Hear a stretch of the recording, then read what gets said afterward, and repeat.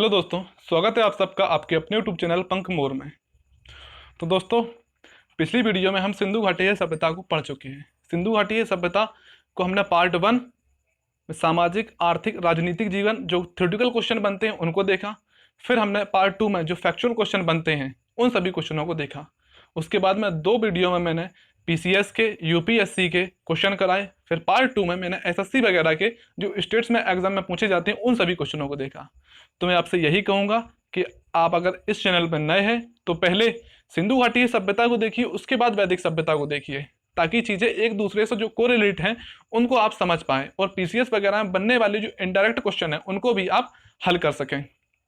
तो दोस्तों, पिछली वीडियो में सिंधु घाटी सभ्यता जो कि 2500 ईस्वी पूर्व से 1750 ईस्वी पूर्व के बीच रही उसको देखा। अब हम वैदिक सभ्यता जो कि 1500 से 600 ईस्वी पूर्व के बीच मानी जाती है। 1750 ईस्वी पूर्व और 1500 ईस्वी पूर्व के बीच 250 ईस्वी, जो 250 साल का अंतर है, उस काल में एक शून्य काल माना जाता है। उस काल में हमें कोई भी सभ्यता देखने को नहीं मिलती है, या कोई भी सभ्यता रही होगी तो इतिहासकारों को उसके साक्ष्य प्राप्त नहीं हुए हैं।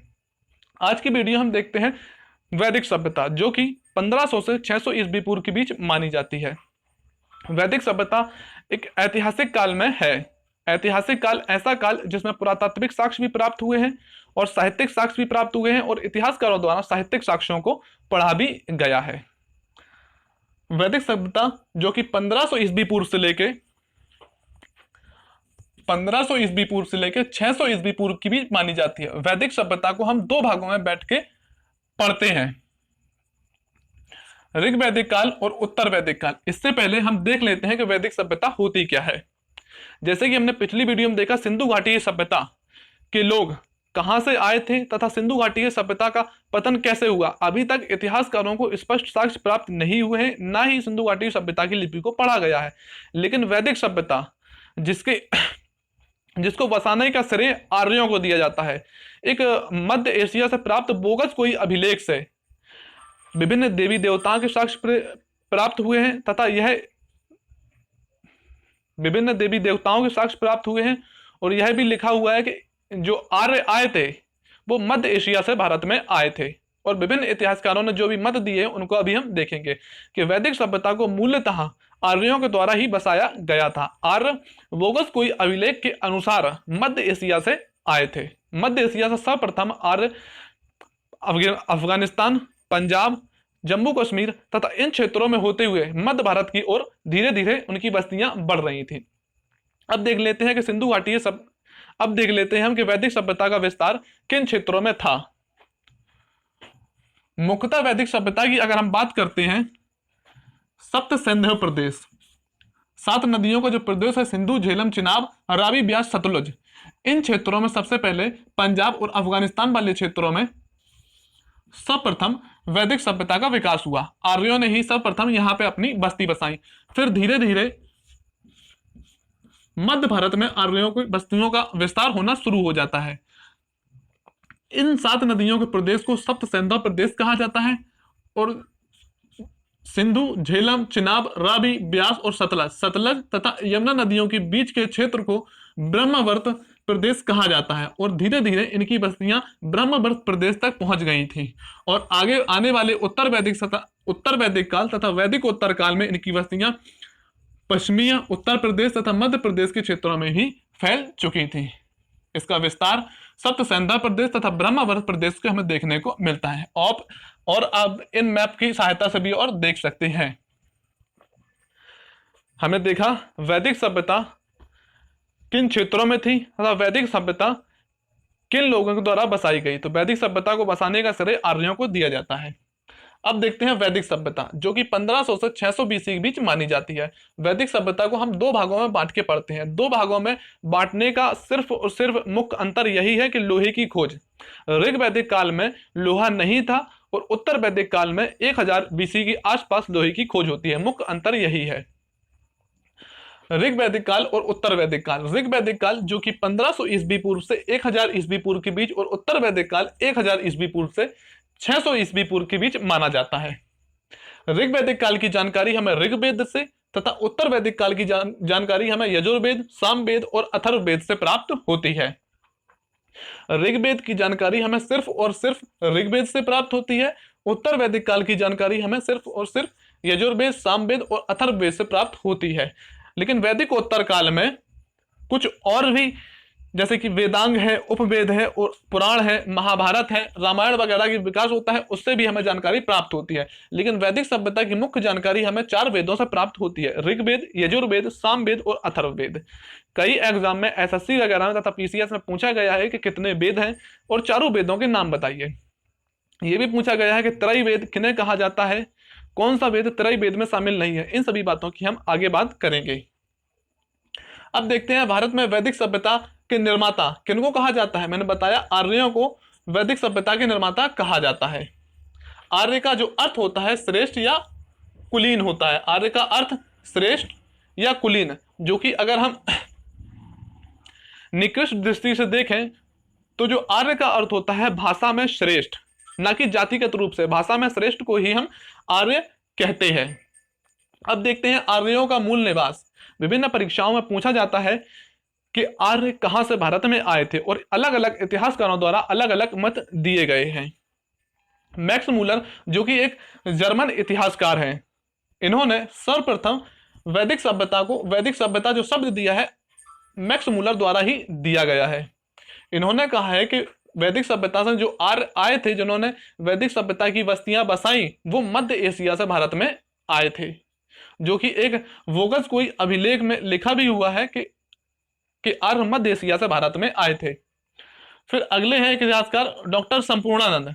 संपूर्णानंद ने कहा है कि यूरोप तथा एशिया को विभाजित करने वाली आल्प्स पर्वत श्रेणी, आल्प्स पर्वत श्रेणी से आर्य भारत में आए थे। और बीजी तिलक यानी कि बाल गंगाधर तिलक ने कहा है कि आर्कटिक प्रदेश उत्तरीय ध्रुव से आर्य लोग भारत में आए थे तथा इन्होंने ही वैदिक सभ्यता को बसाया। स्वामी दयानंद सरस्वती एक समाज सुधारक हैं, उन्होंने कहा है कि आर्य तिब्बतीय क्षेत्र से भारत में आए थे। अभी तक इतिहासकारों को कोई स्पष्ट साक्ष्य प्राप्त नहीं हुए हैं। इन इतिहासकारों से एसएससी में, पीसीएस वगैरह में कई बार पूछा गया है। और सर्वप्रथम मान्यता मैक्स मूलर, जो कि एक जर्मन इतिहासकार है, इनको दी जाती है कि पूछा जाता है कि आर्य किस क्षेत्र से भारत में आए थे, तो आर्य मध्य एशिया से भारत में आए थे। किसने कहा था कि आर्य मध्य एशिया से भारत में आए हैं? तो मैक्स मूलर, इन्होंने ही सर्वप्रथम वैदिक सभ्यता शब्द दिया। अब देखते हैं वैदिक सभ्यता की जानकारी के स्रोत क्या है। पुरातात्विक स्रोत और साहित्यिक स्रोत। सर्वाधिक जो जानकारी प्राप्त होती है हमें साहित्यिक स्रोतों से, 4 वेदों से प्राप्त होती है। पुरातात्विक स्रोत भी कुछ हैं, जैसे कि वोगज कोई अभिलेख और चित्रित धूसर और जो मृदभांड मिले हैं वो वैदिक सभ्यता की ही मृदभांड है। चित्रित धूसर मृदभांड जो है वो वैदिक सभ्यता की मृदभांड है। लेकिन सिंधु घाटी के मृदभांड कौन से, मैंने बताया, अगर आपने वीडियो देखी है तो बताइए सिंधु घाटी सभ्यता में कौन से मृदभांड प्राप्त हुए हैं। साहित्यिक जो स्रोत है वैदिक सभ्यता को जानने के जो साधन है, ऋग्वेद, यजुर्वेद, सामवेद और अथर्ववेद है। वेद जो शब्द है संस्कृत भाषा के विद धातु से बना है, जिसका अर्थ होता है ज्ञान। अब वैदिक साहित्य को हम 2 भागों में बांट के पढ़ते हैं। वैदिक साहित्य को हम 2 भागों में बांट के पढ़ते हैं, ऋग्वैदिक साहित्य और उत्तर वैदिक साहित्य। ऋग्वैदिक साहित्य में हम वेदों को पढ़ेंगे, ब्राह्मण ग्रंथ को पढ़ेंगे, अरण्य को पढ़ेंगे और उपनिषद को पढ़ेंगे। और उत्तर वैदिक साहित्य में हम वेदांग पढ़ेंगे, उपवेद पढ़ेंगे और 18 जो पुराण हैं, 18 पुराणों को देखेंगे, महाभारत और रामायण वगैरह को, इन सभी को हम देखेंगे। लेकिन आज हम ऋग्वैदिक साहित्य की बात करेंगे। ऋग्वैदिक साहित्य में वैदिक वेद, ब्राह्मण ग्रंथ, अरण्यक और उपनिषद को देखेंगे। वेद 4 हैं जिन्हें ऋषियों द्वारा लिखा गया है, ब्राह्मण ग्रंथ 7 हैं जिन्हें विद्वानों द्वारा लिखा गया है, और अरण्यक जो जंगल में ऋषियों द्वारा लिखे गए हैं। उपनिषद जो कि टोटल 118 है, लेकिन अभी तक जो मुख्य रूप से प्राप्त हुए हैं वो 12 हैं। उपनिषदों की संख्या टोटल 108 है, लेकिन जो मुख्य रूप से पढ़े गए हैं वो 12 हैं। आज हम इन्हीं की बात करेंगे। तो सबसे पहले देखते हैं ऋग्वेद, यजुर्वेद, सामवेद और अथर्ववेद। दोस्तों मैंने ये जो टेबल बनाई है जो वेदों में कंफ्यूजन होता है कि किनके द्वारा इनको लिखा गया है, कौन से इनके उपवेद हैं, वेद उपवेद किससे संबंधित है, उन सभी बातों को आज की हम इस वीडियो में डिस्कस करेंगे और जितनी भी कंफ्यूजन बनती है उसको दूर करेंगे। इस टेबल से दोस्तों वैदिक सभ्यता से ज्यादातर क्वेश्चन ही इस टेबल से पूछे जाते हैं, तो इसको जरा ध्यान से देखिएगा और समझने की कोशिश कीजिएगा कि ऋग्वेद, यजुर्वेद, सामवेद और अथर्ववेद में क्या अंतर है। तो सबसे पहले देखते हैं हम ऋग्वेद को, जो कि सबसे पुराना वेद है, तथा ऋग्वैदिक काल की जो जानकारी प्राप्त होती है हमें केवल और केवल सिर्फ ऋग्वेद से प्राप्त होती है। ऋग्वेद की जो रचना की गई है, यानी कि रचना नहीं की गई है, ऋग्वेद में जो स्तुतियां, जो सूक्ति है, ऋग्वेद में जो सूक्ति है उनको संकलित करने का श्रेय द्वैपायन वेद व्यास जी को दिया जाता है। एक बार पूछा गया है पीसीएस में कि ऋग्वेद में रचना किनके द्वारा की गई है, द्वैपायन वेद व्यास के द्वारा इनकी रचना की गई है। अब देखते हैं ऋग्वेद। ऋग्वेद में किन चीजों का वर्णन किया गया है। ऋग्वेद में स्तुति का वर्णन किया, यानी कि भगवान से प्रार्थना, अर्चना वगैरह का जो वर्णन किया गया है वो ऋग्वेद में किया गया है। ऋग्वेद में 1028 सूक्त हैं, 10 मंडल है और 10,580 मंत्र है। दोस्तों आपको अलग अलग बुक्स में, अलग अलग यूट्यूब चैनल्स भी बहुत से लोगों ने अलग अलग बताया है, लेकिन 10,580 जो कि यूपी पीसीएस में 2 बार पूछा गया है और 10,580 मंत्रों को ही सही माना गया है। ऋग्वेद की रचना द्वैपायन वेदव्यास ने की। इसमें जो वर्णन मिलता है, भगवान से प्रार्थना अर्चना का वर्णन प्राप्त होता है। ऋग्वेद को 1028 सूक्तियों में बांटा गया है, 10 मंडल है, 1028 सूक्ति है, उस सूक्तियों में फिर 10,580 मंत्रों में बांटा गया है। ऋग्वेद को पढ़ने वाले को हम होत्र कहते हैं। ऋग्वेद को पढ़ने वाले को हम होत्र कहते हैं। ऋग्वेद का जो उपवेद प्राप्त हुआ है, ऋग्वेद का जो उपवेद है वो है आयुर्वेद। ऋग्वेद का जो उपवेद है वो है आयुर्वेद, जिसे प्रजापति द्वारा लिखा गया है। ऋग्वेद का उपवेद जो है आयुर्वेद है, जिसे प्रजापति द्वारा लिखा गया है। तो अब हम देखते हैं कि ऋग्वेद को जो 10 मंडलों में बांटा गया है वो कौन कौन से मंडल है जो कि हमें पढ़ने चाहिए और हमें याद भी करने चाहिए। 10 मंडलों को दोस्तों याद करने की कोई जरूरत नहीं है। जो क्वेश्चन बनता है सिर्फ तीसरे, 7वें, 9वें और 10वें मंडल से पूछा जाता है। अब हम बात करते हैं ऋग्वेद के 10 मंडलों की। ऋग्वेद में जो सबसे पुराने मंडल हैं जिन्हें गोत्र मंडल कहा जाता है। एक बार पीसीएस से पूछा गया है कि किन मंडलों को गोत्र मंडल कहा जाता है, तो दूसरे मंडल से लेकर 7वें मंडल के जो दूसरे मंडल से लेकर 7वां जो मंडल है उन्हें गोत्र मंडल कहा जाता है और ये मंडल सबसे प्राचीन मंडल है।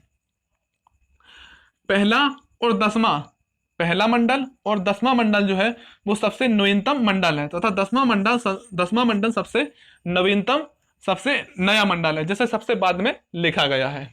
अब हम बात करते हैं तीसरे मंडल की, कि पूछा जाता है कि किस मंडल में गायत्री मंत्र सूर्य देवता का वर्णन किया गया है। किस मंडल में गायत्री मंत्र यानी कि सूर्य देवता का वर्णन किया गया है, तो तीसरे मंडल में किया गया है। दोस्तों ये चारों पॉइंट आपको याद ही होने चाहिए कि किस मंडल में गायत्री मंत्र का यानी कि सूर्य देवता की उपासना का वर्णन किया गया है, तो तीसरे मंडल में किया गया है, जो लिखा गया है विश्वामित्र के द्वारा लिखा गया है। काफी इंपॉर्टेंट है, ये आपको याद रखना है कि गायत्री मंत्र का वर्णन जो किया गया किसमें किया गया है, तीसरे मंडल में, जो कि विश्वामित्र द्वारा लिखा गया है, जिसमें सूर्य देवता की उपासना का वर्णन है गायत्री मंत्र में। अब देखते हैं 7वां मंडल। 7वां मंडल जो लिखा गया है ऋषि वशिष्ठ के द्वारा लिखा गया है। किनके द्वारा? ऋषि वशिष्ठ के द्वारा लिखा गया है, और इसमें 10 राग युद्ध के बारे में वर्णन किया गया है। 10 राग युद्ध के बारे में वर्णन किया गया है, तथा आर्यों और अनार्यों के युद्ध का भी वर्णन 7वें मंडल में किया गया। अगर आपसे पूछता है कि आर्यों तथा अनार्यों के युद्ध का वर्णन किस मंडल में है, तो 7वें मंडल में है। 10 राग युद्ध का वर्णन किस मंडल में है, तो 7वें मंडल में है। 10 राग युद्ध क्या है? एक राजा है सुदास, जो कि भरत वंश से संबंधित है। राजा सुदास और 10 राजाओं के बीच पारुषणी, जो कि रावी नदी है, वर्तमान में ऋग्वेद में रावी नदी का नाम पारुषणी नदी था।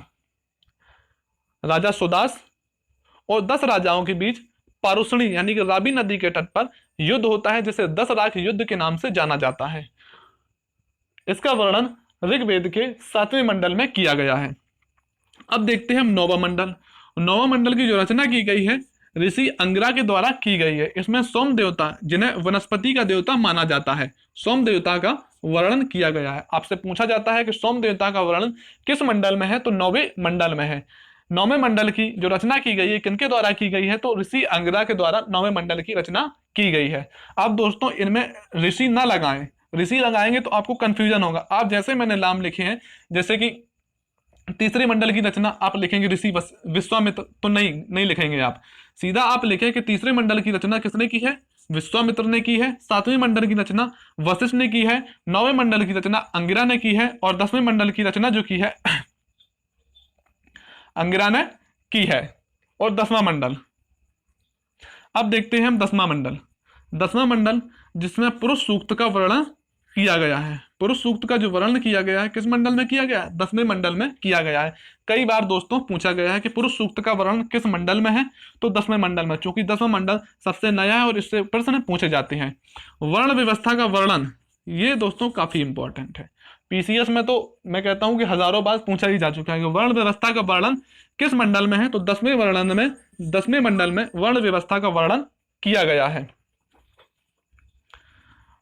अब वर्ण व्यवस्था क्या होती है कि ब्राह्मण, क्षत्रिय और वैश्य और शूद्र, ब्राह्मण, क्षत्रिय, वैश्य और शूद्र, जो कि सिंधु घाटी सभ्यता में हमें वर्ण व्यवस्था देखने को नहीं मिलती है। सिंधु घाटी सभ्यता का जो समाज था एक समतावादी समाज था। लेकिन अगर हम बात करते हैं ऋग्वैदिक काल की, चूंकि 10वें मंडल में हमें वर्ण व्यवस्था का सर्वप्रथम वर्णन देखने को मिलता है। यह वर्ण व्यवस्था जो थी ये जाति आधारित ना हो, ये कर्म आधारित, ये वर्ण व्यवस्था कर्म आधारित थी, ना कि जाति आधारित। जो ऋग्वेद में हमें वर्ण व्यवस्था देखने को मिली है वो कर्म आधारित थी, ना कि जाति आधारित। ऐसा माना जाता है कि जैसे आप कर्म करोगे उस वर्ण व्यवस्था में आप पैदा होंगे।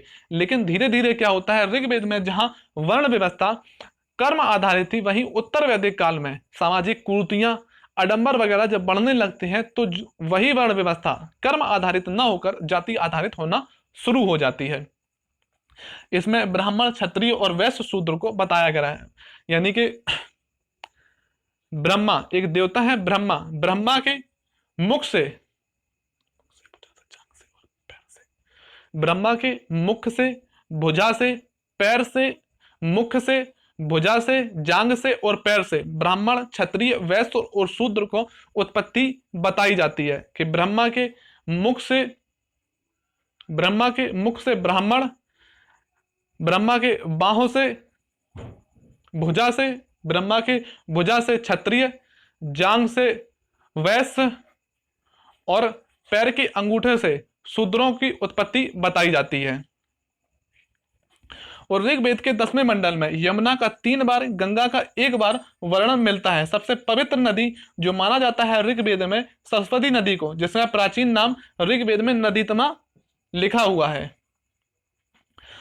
10वें मंडल में यमुना का 3 बार, गंगा का 1 बार वर्णन मिलता है। और जो कि एसएससी में, पीसीएस में दोनों क्वेश्चन पूछे गए हैं कि पूछा गया है कि यमुना का वर्णन ऋग्वेद में कितनी बार मिलता है। यमुना का वर्णन यानी कि नदियों का वर्णन ऋग्वेद के किस मंडल में है, ऐसा भी पूछा गया है। तो यमुना का वर्णन ऋग्वेद के 3रे मंडल में,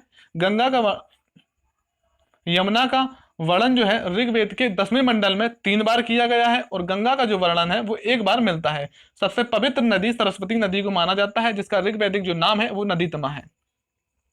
अब दोस्तों वेदों में ब्राह्मण ग्रंथ, आरण्यक और उपनिषदों में बांटा जाता है। वेदों को हर आदमी नहीं समझता था जो कि लौकिक संस्कृत में लिखे गए थे। प्रॉपरली उन्हें संस्कृत में लिखा गया और ब्राह्मण ग्रंथ, आरण्यक और उपनिषद में बांटा गया। अब हम देख लेते हैं ब्राह्मण ग्रंथ क्या होता है, आरण्यक क्या होता है और उपनिषद क्या होता है। ब्राह्मण ग्रंथ जो कि 7 है, विद्वानों द्वारा लिखा गया है। ब्राह्मण ग्रंथों को 7 है और विद्वानों द्वारा लिखा गया है, यानी कि वेदों को आसान भाषा में विद्वानों द्वारा लिखा गया है। और इसमें क्या है, कर्मवाद का वर्णन किया गया है। यानी कर्मवाद का, जैसे आप कर्म करेंगे वैसा ही फल में मिलेगा, कर्मवाद का वर्णन ब्राह्मण ग्रंथों में किया गया है। अब कुछ ब्राह्मण ग्रंथ है उनको हम बाद में देखेंगे। फिर देखते हैं अरण्यक। अरण्यक क्या होता है? जंगल में ऋषियों द्वारा लिखे गए, अरण्यकों को जंगल में ऋषियों द्वारा लिखा गया है। अरण्यकों में वैदिक कर्मकांडों की निंदा की गई है और इसमें रहस्यवाद का वर्णन किया गया है। ब्राह्मण ग्रंथ में कर्मवाद का वर्णन किया गया है, साथ है विद्वानों द्वारा इन्हें लिखा गया है। लेकिन अरण्यक जो है, इन्हें जंगल में ऋषियों द्वारा लिखा गया है, वैदिक कर्मकांडों की इसमें निंदा की गई है। इसमें जो वर्णन है वो रहस्यवाद का वर्णन देखने को मिलता है। अब हम देखेंगे उपनिषद। उपनिषद दार्शनिक ग्रंथ भी इन्हें कहा जाता है। दार्शनिक ग्रंथ इसलिए क्योंकि जब ऋग्वैदिक समाज से उत्तर वैदिक समाज में मानो जाता है तो धर्म में कुछ कुरीतियां व्याप्त होने लगती हैं। उन कुरीतियों को दूर करने के लिए ही उपनिषदों को रचना की जाती है। उस उपनिषदों का अर्थ होता है गुरु के समीप बैठकर ज्ञान अर्जित करना। गुरु के समीप बैठकर ज्ञान का अर्जन करना। उपनिषदों को वेदांग भी कहा जाता है, वेदों का अंग भी कहा जाता है। टोटल जो उपनिषद प्राप्त हुए हैं 108 प्राप्त हुए हैं, लेकिन अभी तक जो अनुवाद निकाला गया है प्रॉपरली 12 उपनिषदों का निकाला गया है। इन उपनिषदों में कुछ उपनिषद महत्वपूर्ण है जिनको हम अभी देखने वाले हैं। अब आपको समझ में आया होगा कि ब्राह्मण ग्रंथ क्या होते हैं, अरण्यक क्या होते हैं और उपनिषद क्या होते हैं। आपसे क्वेश्चन इसमें इस तरीके से बनता है कि कौन सा ब्राह्मण ग्रंथ किस वेद का है। कुछ वेद के ब्राह्मण ग्रंथ हैं, कुछ के नहीं है। आपसे पूछा जाता है कि ऐत्रेय ब्राह्मण ग्रंथ किस वेद का है, कौशिकीय ब्राह्मण ग्रंथ किस वेद का है। अरण्यक पूछ लेगा कि ऐत्रेय अरण्यक किस वेद का है, तो आपको बताना है किस वेद का है, ऋग्वेद का। ऐसे ही यजुर्वेद में पूछ लेगा कि शतपथ ब्राह्मण और तैत्रेय ब्राह्मण किस ग्रंथ का है, किस वेद का है, तो यजुर्वेद का है। ऐसे क्वेश्चन आपसे पूछे जाते हैं। और कुछ ब्राह्मण ग्रंथ हैं जिनमें कुछ बातों का वर्णन किया गया, उनको अभी हम देखेंगे। तो ऋग्वेद के जो ब्राह्मण ग्रंथ हैं वो ऐत्रेय और कौशिकी हैं। इसके अरण्यक भी ऐत्रेय और कौशिकी हैं, उपनिषद भी ऐत्रेय और कौशिकी हैं। हेलो दोस्तों, हम देखते हैं यजुर्वेद को। दोस्तों लाइट चली जाने के कारण इसलिए वीडियो पूरी नहीं बन पाई थी, अब उसको कंटिन्यू करते हैं। यजुर्वेद जिसमें यज्ञ, युद्ध तथा कर्मकांडों का वर्णन किया गया है, लेकिन जो ऋग्वेद में वर्णन किया गया है स्तुतियों का वर्णन है जिसमें भगवान से प्रार्थना की गई है। ऋग्वेद को पढ़ने वाला होत्र कहलाता है तथा यजुर्वेद को पढ़ने वाले को हम अर्धवार्यु कहते हैं। अब देखते हैं यजुर्वेद को दो भागों में बांटा जाता है। एकमात्र वेद जिसको गद्य तथा पद दोनों में लिखा गया है वो है यजुर्वेद। आपसे पूछा जाता है कि कौन सा वेद ऐसा है जिसको गद्य और पद दोनों में लिखा गया है, तो यजुर्वेद को गद्य और पद दोनों में लिखा गया है। कृष्ण यजुर्वेद और शुक्ल यजुर्वेद। कृष्ण यजुर्वेद को पद में लिखा गया है तथा शुक्ल यजुर्वेद को गद्य और पद दोनों में लिखा गया है। यजुर्वेद का जो उपवेद है वो है धनुर्वेद। ऋग्वेद का जो उपवेद है वो आयुर्वेद है, लेकिन यजुर्वेद का जो उपवेद है वो है धनुर्वेद। अब देख लेते हैं हम इसके ब्राह्मण ग्रंथ, अरण्यक और उपनिषद को। ब्राह्मण ग्रंथ है इसका शतपथ और तैत्रेय, शतपथ और तैत्रेय। अरण्यक तैत्रेय और बृहदारण्य है। इसके अरण्यक जो है तैत्रेय और बृहदारण्य है, उपनिषद तैत्रेय और बृहदारण्य है। अब देखते हैं हम सामवेद की। सामवेद में गायन कला का वर्णन किया गया है। ऋग्वेद के वे सभी स्तुतियां जिनको गाया जा सकता था उन सभी को सामवेद में रख दिया गया है तथा सारे गामा पाधा निसा जो सप्त संगीत है वो सामवेद से ही लिया गया है। सामवेद को ही संगीत का जनक कहा जाता है।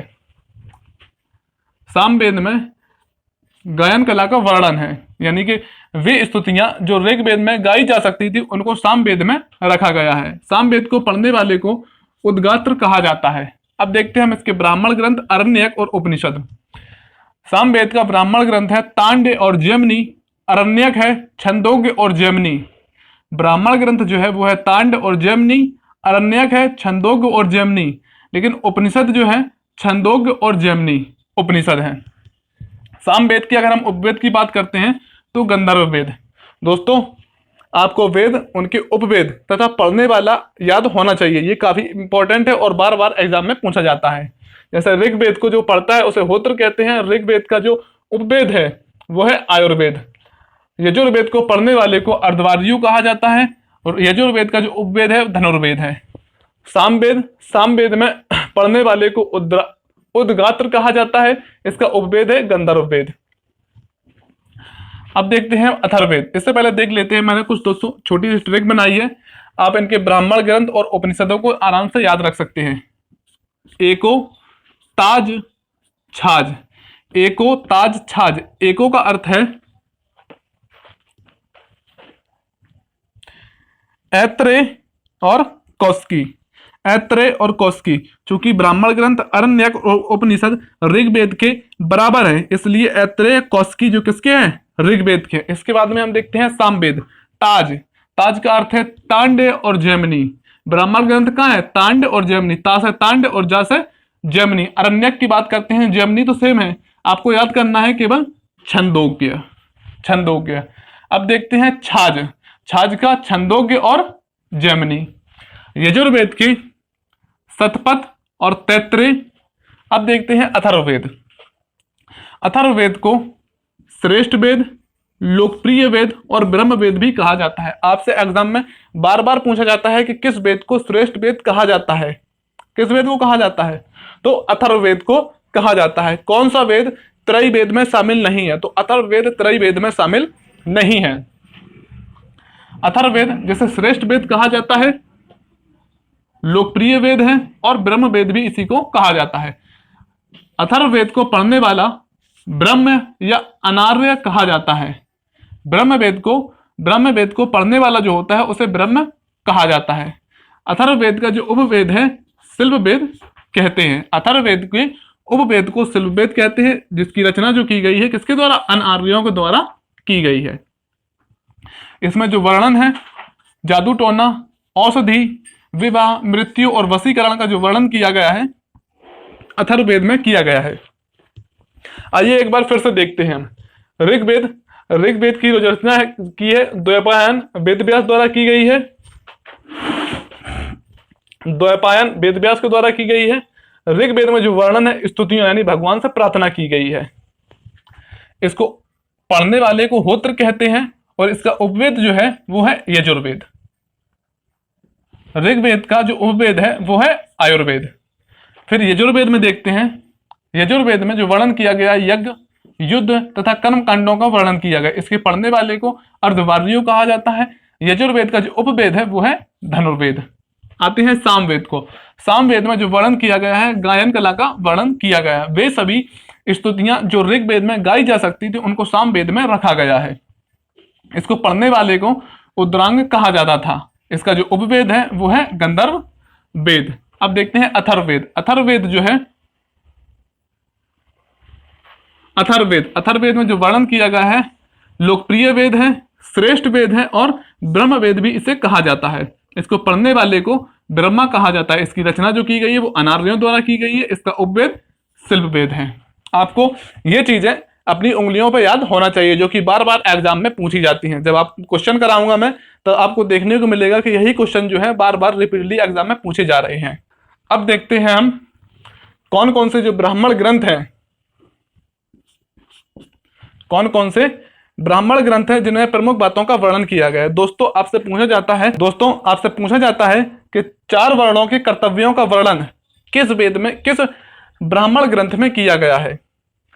4 वर्णों के कर्तव्यों का वर्णन किस ब्राह्मण ग्रंथ में किया गया है। और पूछता है कि राजा की देवकीय उत्पत्ति का सिद्धांत किस ब्राह्मण ग्रंथ से प्राप्त होता है। तो सबसे जो महत्वपूर्ण ब्राह्मण ग्रंथ है वो है ऐत्रेय ब्राह्मण ग्रंथ, जिसमें 4 वर्णों के कर्तव्यों का वर्णन किया गया है। 4 वर्णों ब्राह्मण, क्षत्रिय और वैश्य और शूद्र जो वर्ण व्यवस्था थी जो कि ऋग्वेद में कर्म आधारित थी, लेकिन उत्तर वैदिक काल में जो कि जन्म आधारित हो जाती है। 4 वर्णों के कर्तव्यों का वर्णन किया गया है। इसमें पुत्री को कृपाण कहा गया है। ऐत्रेय ब्राह्मण ग्रंथ में 4 कर्तव्यों का वर्णन किया गया है। पुत्री को कृपण कहा गया है। राजा की देवकीय उत्पत्ति का सिद्धांत भी हमें किस वेद से प्राप्त होता है? तो ऐत्रेय ब्राह्मण से हमें प्राप्त होता है। राजा की देवीय उत्पत्ति का सिद्धांत पूछता है किस ब्राह्मण ग्रंथ से प्राप्त होता है? तो राजा की देवकीय उत्पत्ति का सिद्धांत ऐत्रेय ब्राह्मण ग्रंथ से प्राप्त होता है। शतपथ ब्राह्मण, जल उत्प्लवन कथा, जल पिलवन कथा, पुनर्जन्म का सिद्धांत, पूर्वा उर्वशीय संवाद, मोक्ष मृत्यु की जो चर्चा की गई है वो शतपथ ब्राह्मण ग्रंथ में की गई है। बार बार इनसे क्वेश्चन पूछे जाते हैं। पूछता है कि जल पिलवन कथा का जो वर्णन किया गया है किस ब्राह्मण ग्रंथ में किया गया है? तो शतपथ ब्राह्मण ग्रंथ में किया गया है। दोस्तों बहुत सारे ब्राह्मण ग्रंथ हैं, हमें सभी को नहीं पढ़ना है। क्वेश्चन जिनसे बार बार पूछे जाते हैं मैंने उनको लिखा है। जैसे पूछता है पूर्वा उर्वशीय संवाद किस ब्राह्मण ग्रंथ में वर्णन किया गया है? तो शतपथ ब्राह्मण ग्रंथ में वर्णन किया गया है। अब आते हैं हम उपनिषद पे। उपनिषद मैंने आपको बताया उपनिषद दार्शनिक ग्रंथ होते हैं। जैसे कि ऋग्वेद में धर्म में आडंबरों का प्रहार होना शुरू हो जाता है, इसलिए उपनिषदों की रचना की जाती है। उपनिषदों का जो अर्थ होता है गुरु के समीप बैठना होता है। गुरु के समीप बैठकर ज्ञान का अर्जन करना ही इसका अर्थ होता है। उपनिषद को वेदांग भी कहा जाता है। उपनिषदों की संख्या जो टोटल है वो 108 उपनिषद है, जिनका वास्तविक जो अनुवाद अभी किया गया है 12 उपनिषदों का अनुवाद किया गया है। अब देखते हैं कुछ महत्वपूर्ण उपनिषद है जिनसे बार बार एग्जाम में क्वेश्चन पूछे जाते हैं। क्वेश्चन कैसे बनता है कि देवकी पुत्र कृष्ण की जो चर्चा की गई है किस उपनिषद में की गई है। फिर पूछता है कि सबसे बड़ा उपनिषद कौन सा है, सबसे छोटा उपनिषद कौन सा है। मुंडक उपनिषद, सत्यमेव जयते शब्द किस उपनिषद से लिया गया है। ये सभी प्रश्न आपने देखे होंगे और बार बार एग्जाम में पूछे जाते हैं। सबसे पहले देखते हैं हम छंदोग्य उपनिषद। छंदोग्य उपनिषद में जो वर्णन किया गया है देवकी पुत्र कृष्ण का चर्चा की गई है। देवकी पुत्र कृष्ण की चर्चा किस उपनिषद में की गई है? तो छंदोग्य उपनिषद में की गई है। छंदोग्य उपनिषद जो है सबसे प्राचीन उपनिषद भी माना जाता है। छंदोग्य उपनिषद में 3 आश्रमों का वर्णन किया गया है। आश्रम क्या होते हैं? ऋग्वेद काल में मनुष्य के जीवन को 4 भागों में बांटा गया था। 0 से 25 वर्ष का जो समय होता था उसे ब्रह्मचर्य, 25 से 50 वर्ष के काल को गृहस्थ, 50 से 75 वर्ष के काल को वानप्रस्थ और 75 से 100 वर्ष के काल को संन्यास कहा जाता था। पूछा जाता है कि वानप्रस्थ किस टाइम पीरियड के मनुष्य के जीवन को काल को कहा जाता था? तो वानप्रस्थ जो होता था 50 से 75 वर्ष के जीवन को वानप्रस्थ कहा जाता था। संन्यास 75 से 100 वर्ष के काल को सन्यासी जीवन मनुष्य व्यतीत करता था, जिसमें इन्हें 4 आश्रम कहा जाता है। लेकिन 3 आश्रमों का जो उल्लेख किया गया है वो छंदोग्य उपनिषद में 3 आश्रमों का उल्लेख किया गया है। अब देखते हैं बृहदारण्य उपनिषद। पूछता है कि सबसे बड़ा उपनिषद कौन सा है? तो बृहदारण्य उपनिषद जो है वो सबसे बड़ा उपनिषद है। याज्ञवल्क्य और गार्गीय संवाद की चर्चा किस उपनिषद में की गई है? तो बृहदारण्य उपनिषद में गार्गी और याज्ञवल्क्य और गार्गीय संवाद की चर्चा की गई है। पुनर्जन्म की अवधारणा जो सर्वप्रथम जो वर्णन किया गया है किस उपनिषद में किया गया है? बृहदारण्य उपनिषद में। दोस्तों ये तीनों क्वेश्चन पीसीएस में हर वर्ष अलग अलग एग्जाम में पूछे जाते हैं। सबसे बड़ा उपनिषद कौन सा है? तो बृहदारण्य उपनिषद है। याज्ञवल्क्य गार्गीय संवाद की चर्चा किस उपनिषद में की गई है? बृहदारण्य उपनिषद में की गई है। पुनर्जन्म की अवधारणा का वर्णन किस उपनिषद में है? बृहदारण्य उपनिषद में है। अब देखते हैं मांडूक्य उपनिषद। पूछता है सबसे छोटा उपनिषद कौन सा है? तो मांडूक्य उपनिषद सबसे छोटा उपनिषद है। अब देखते हैं मुंडक उपनिषद। आपने कई बार जो फैक्ट पढ़े होंगे, याद किए होंगे, रटे होंगे फैक्टों को, आपने देखा होगा कि मुंडक उपनिषद जिससे सत्यमेव जयते वाक्य लिया गया है। आज आपने देख भी लिया होगा कि मुंडक उपनिषद से सत्यमेव जयते लिया गया है। किससे लिया गया? सत्यमेव जयते मुंडक उपनिषद से लिया गया है। और मुंडक उपनिषद में यज्ञ की तुलना टूटी हुई नाव से की गई है। पीसीएस में एक बात पूछा गया था कि किस उपनिषद में यज्ञ की तुलना टूटी हुई नाव से की गई है? तो मुंडक उपनिषद में की गई है। इसके बाद में हम देखते हैं ज्वालो उपनिषद। दोस्तों ये काफी इंपॉर्टेंट है। ज्वालो उपनिषद जिसमें 4 आश्रमों का वर्णन किया गया है। मैंने आपको चारों आश्रम बताए हैं। 0 से 25 वर्ष का जो मानव जीवन रहता था उसे ब्रह्मचर्य, फिर गृहस्थ, फिर वानप्रस्थ और फिर संन्यास। श्रेष्ठ जो जो आश्रम होता था वो गृहस्थ आश्रम को ही श्रेष्ठ आश्रम माना जाता था। अब देखते हैं श्वेताश्वर उपनिषद। श्वेताश्वर जो उपनिषद है जिसमें मोक्ष का पहली बार वर्णन किया गया है। श्वेताश्वर उपनिषद में पहली बार जो मोक्ष का वर्णन किया गया है किसमें किया गया है? श्वेताश्वर उपनिषद में किया गया है। इसका जो श्वेताश्वर उपनिषद का एक बार अर्थ पूछा गया था कि श्वेताश्वर उपनिषद का अर्थ क्या है? सफेद घोड़े द्वारा ढोया गया। एग्जैक्ट यही ऑप्शन में दिया गया था। श्वेताश्वर उपनिषद का जो अर्थ होता है सफेद घोड़े द्वारा ढोया गया, पीसीएस में पूछा गया था। फिर देखते हैं हम कठो उपनिषद। कठो उपनिषद जिसमें नचिकेता यम संवाद का वर्णन किया गया है। आपने जब पॉइंट फैक्ट पढ़े होंगे तब कई बार इन्हें पढ़ा होगा। ये दोस्तों काफी इंपॉर्टेंट है और पीसीएस में कई बार पूछा भी गया है कि नचिकेता यम संवाद का वर्णन किस उपनिषद में किया गया है? तो कठो उपनिषद में किया गया है। दोस्तों सबसे पहले हमने देखा वैदिक सभ्यता जो कि 1500 से 600 ईस्वी पूर्व थी। वैदिक सभ्यता को हमने दो भागों में बांटा, ऋग वैदिक काल जो कि 1500 से 1000 बीसी और उत्तर वैदिक काल जो 1000 से 600 बीसी माना जाता है। ऋग वैदिक काल की जानकारी हमें ऋग्वेद से तथा उत्तर वैदिक काल की जानकारी हमें यजुर्वेद, सामवेद और अथर्ववेद।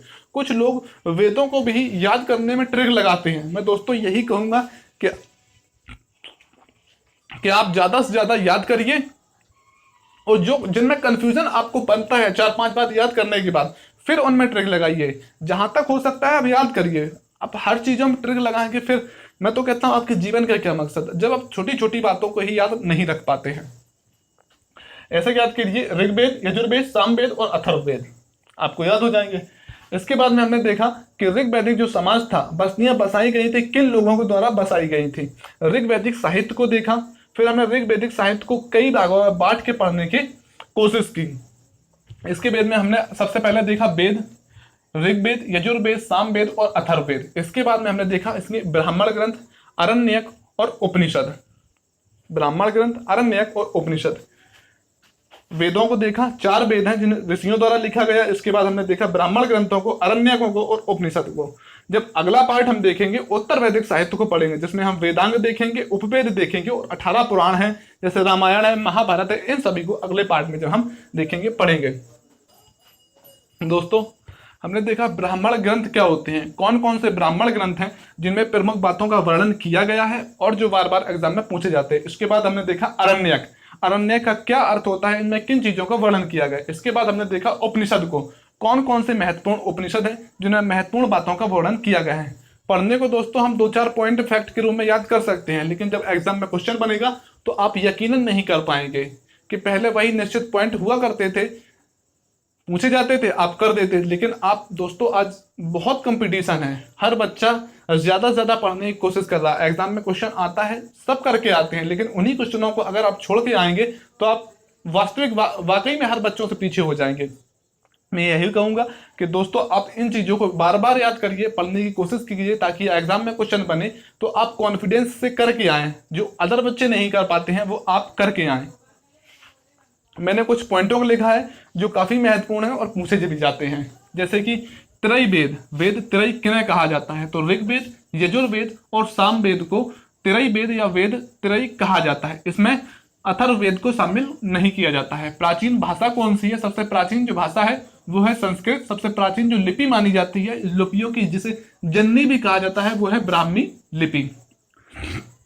एक वाक्य है जिसका नाम है अस्तो मास सादगम में, जो कि ऋग्वेद से लिया गया है। पूछा गया था एक बार पीसीएस में कि अस्तो मास सादगम में काफी प्रमुख वाक्य है, किस वेद से लिया गया है? तो ऋग्वेद से लिया गया है। अब देखते हैं नदियों की। पूछा जाता है कि सर्वाधिक बार उल्लेख जो किया गया है ऋग्वेद में किस नदी का वर्णन किया गया? सर्वाधिक बार जो उल्लेख किया गया है वो सिंधु नदी का किया गया है। ऐसा पूछता है कि सर्वाधिक बार उल्लेख किस नदी का है? तो सिंधु नदी का है। सबसे महत्वपूर्ण नदी कौन सी है? तो सिंधु नदी है। लेकिन अगर पूछता है कि सबसे पवित्र नदी कौन सी है, तो वो है सरस्वती नदी। इन दोनों प्रश्नों को आप विशेषकर याद रखिए। आयोग ने इन दोनों का ऑप्शन अलग अलग सही माना है कि सबसे महत्वपूर्ण जो नदी है वो है सिंधु नदी और सबसे पवित्र जो है वो है सरस्वती नदी। आर्य सर्वप्रथम पंजाब अफगानिस्तान क्षेत्र में बसे थे। चूंकि आर्य मध्य एशिया से आए थे और सर्वप्रथम सिंधु, झेलम, चिनाब, रावी, ब्यास, सतलुज संत से आंध्र प्रदेश में, पंजाब तथा अफगानिस्तान क्षेत्रों में ही सर्वप्रथम बसे होंगे। और सर्वप्रथम पंजाब तथा अफगानिस्तान वाले क्षेत्रों में बसे थे। तो दोस्तों इस वीडियो में हमने ऋग्वैदिक काल के संपूर्ण साहित्यों को देखा कि ऋग्वैदिक काल की हमें जानकारी किससे प्राप्त होती है, और संपूर्ण साहित्य जिनसे एग्जाम में बार बार क्वेश्चन बनते हैं कि ऋग्वेद क्या है, यजुर्वेद क्या है, सामवेद क्या है, अथर्ववेद, इनकी उपवेदों को देखा, और इनको लिखने वाले के विभिन्न नाम जो है उनको भी हमने देखा। इनमें किन चीजों का वर्णन किया गया है उनको देखा, इनके ब्राह्मण ग्रंथ, आरण्यक और उपनिषद। दोस्तों मैंने जो पॉइंट लिखे हैं वो काफी इंपॉर्टेंट है। जब आप क्वेश्चन बनाएंगे, मैं ये नहीं कहता जो मैं क्वेश्चन कराऊं उन्हीं को आप कीजिए, आप जो बुक आपसे अच्छी लगती है उससे क्वेश्चन कीजिए, यकीनन आपको 95% क्वेश्चन बनेंगे। ऐसे भी क्वेश्चन बनते हैं कि अरण्यक का अर्थ क्या होता है। ऋषियों में, जंगलों में ऋषियों द्वारा जिन ग्रंथों की रचना की गई है उन्हें हम अरण्यक कहते हैं। पूछता है कि उपनिषद का क्या अर्थ है। उपनिषद का अर्थ है गुरु के समीप बैठना। ऐसे छोटे छोटे जो पॉइंट है एसएससी में, पीसीएस वगैरह में पूछे जाते हैं। पूछता है कि कितने वेद हैं। जब आप चारों वेद नाम याद होंगे तो आप इजीली बता पाएंगे कि 4 वेद हैं। तो दोस्तों मिलते हैं अगली वीडियो में। अगर आपको ये वीडियो अच्छा लगा है, अगर आपको थोड़ा कुछ भी मेरी वीडियो से सीखने को मिला है तो चैनल को सब्सक्राइब कीजिए दोस्तों। अपने दोस्तों यारों में भी मेरी वीडियो को फैलाइए ताकि हम ज़्यादा से ज़्यादा पढ़ सकें। चलिए दोस्तों मिलते हैं अगली वीडियो में। जय हिंद।